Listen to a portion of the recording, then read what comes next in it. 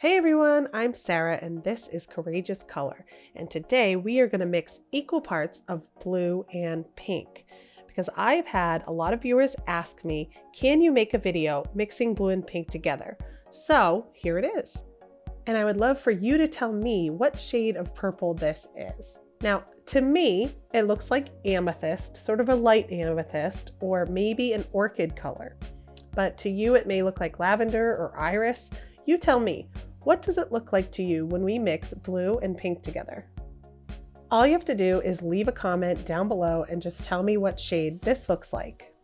Thanks so much for watching. I look forward to hearing from you. Make sure you like this video and subscribe to Courageous Color for more color mixing combinations. Bye for now.